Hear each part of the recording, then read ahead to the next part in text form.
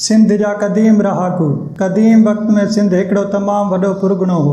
हाणोकी सिंध खां ॿीणो टीणो हो। डिघाई में कश्मीर खां वठी अरबी समुंड ताईं हो ऐं वेकिराई में ईरान खां वठी राजपूताना ताईं हो। यानी पंजाब ऐं अफ़गानिस्तान, बलोचिस्तान ऐं राजपूताना जा भाङा बि मंझंदि दाख़िल हुआ ऐं एतिरो सारो मुल्क हिकिड़े हाकिम जे हथ हेठि रही सघण जहिड़ो न हो। जुदा जुदा भाङनि में जुदा जुदा हाकिम हुकुम हलाईंदा हुआ, जीअं त मुल्तान में हिकिड़ो, शिकारपुर में ॿियो, सेवण में टियों, हैदराबाद में चौथों, ठट्टे में पंजो। इन तरह उन्हनि शहरनि जा बि उन वक़्तु ॿिया नाला हुआ, इहे न हुआ। सिंध जा असलूका रहाकू आर्यन क़ौम जा हुआ, जे विच एशिया खां हिमालय जबल लंघी सिंध ऐं पंजाब जी नदियुनि जे किनारनि ते अची रहिया हुआ। उहे हिंदी आर्यन हाणोकनि हिंदुनि खां बिल्कुलु ॿी तरह जा हुआ। हू बुत न पूॼींदा हुआ, न मंदर ऐं मुड़ियूं हुअनि। बाह ऐं सिज, हवा ऐं मींहं जी पूॼा कंदा हुआ ऐं मांस बि खाईंदा हुआ। हू शिकिल जा सुहिणा, कदावर ऐं बहादुर हुआ।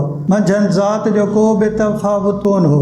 जॾहिं सिंध ऐं पंजाब मां निकिरी उत्तर हिंदुस्तान में गंगा नदी जे किनारनि ते पखड़ण लॻा, तॾहिं हुननि खे उते जे ड्राविड, दरावड़ ऐं तातारी रहाकुनि सां विढ़णो पियो। तंहिं करे मंझंदि जेकी ज़ोर भरिया ऐं बहादुर हुआ, तन खे जंग जे कम लाइ मुक़ररु कयाऊं, उन्हनि खे खत्री सॾियाऊं ऐं उन्हनि जे महंदार खे राजा सॾियाऊं। ॿिया जेकी मुख्य देवता ब्रह्म जे शेवा ऐं पूॼा कंदा हुआ, तिन खे ब्राह्मण सॾियाऊं। जेकी ख़ासि पोख जे कम में रहिया, तन खे वेश जो नालो ॾिनऊं ऐं जेकी वरी असलूकनि रहाकुनि मां हिननि सां गॾिजी विया हुआ ऐं जिन जो औलाद निज आर्यन न हो, तन खे शूद्र, शोदुर जो नालो ॾिनऊं। तंहिं करे हिंदू आर्यन जा उहे 4 मुख्य भाङा थिया।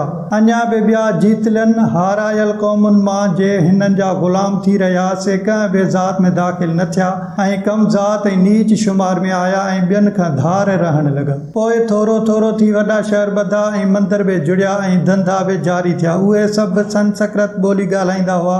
नेठि आहिस्तो होरे होरे थी उहे 4 ज़ातियूं धार धार थियण लॻियूं।